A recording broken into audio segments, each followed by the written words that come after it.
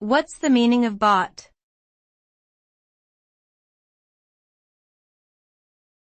Bought.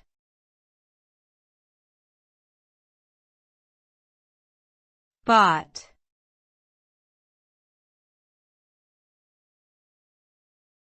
Bought.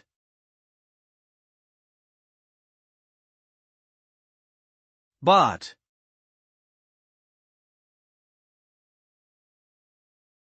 The word bought is the past tense of the verb buy, which means to obtain something by paying for it.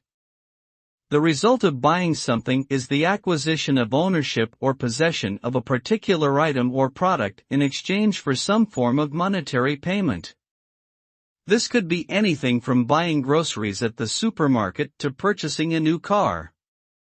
When you buy something, you essentially transfer ownership of currency in exchange for ownership of the item being sold.